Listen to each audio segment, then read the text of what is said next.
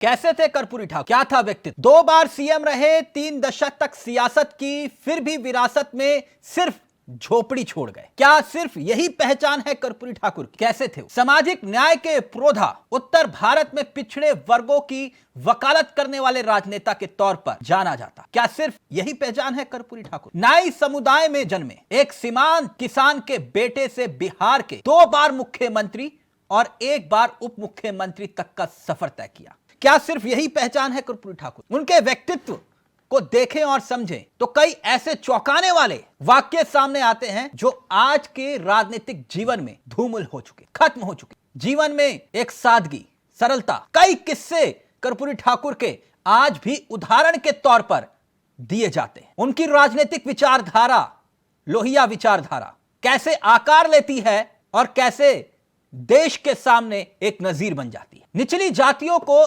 सशक्त बनाने पर पूरा जोर। सियासी धन बल, बाहुबल और घोटालों के दौर में लोगों को यह सुनकर हैरानी होगी कि कोई नेता 2 बार मुख्यमंत्री रहता हो, 3 दशक तक राजनीति करता हो, लगातार चुनाव जीतने का एक अलग रिकॉर्ड रखता हो, लेकिन वही शख्स रिक्शे पर सवारी करता हो। आज तो ग्राम प्रधान भी 10 गाड़ियों का काफिला लेकर चलते हैं, आगे भी और पीछे भी, दाएं भी और बाएं भी।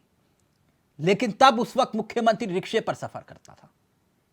ऐसे वक्त में जब सियासत में सिर्फ धन बल, बाहुबल और चुनाव प्रचार में करोड़ों रुपए खर्च किए जाते थे, वो चर्चा आम थी।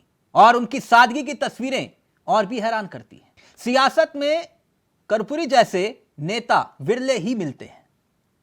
लोकनायक जयप्रकाश नारायण और राम मनोहर लोहिया, ये दोनों व्यक्तित्व शब्दों में बयां नहीं हो सकते और इनके राजनीतिक गुरु थे। कर्पूरी ठाकुर जयप्रकाश नारायण और राम मनोहर लोहिया दोनों को अपना राजनीतिक गुरु मानते थे।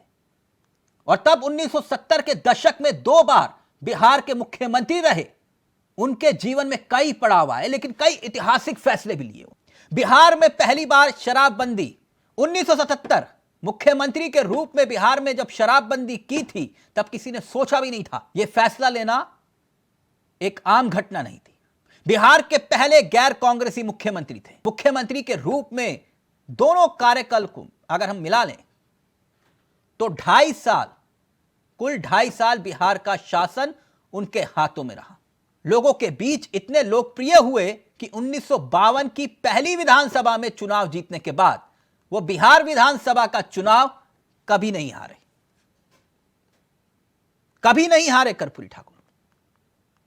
और कर्पूरी ठाकुर के बारे में कहा जाता है कि उनकी ईमानदारी भी एक मिसाल है। राजनीति में इतना लंबा सफर बिताने के बाद जब उनका निधन हुआ, हैरान हो जाएंगे आप जानकर।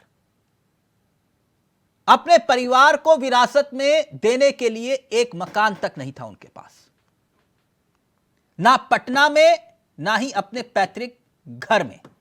1 इंच जमीन नहीं छोड़ी, 1 इंच जमीन।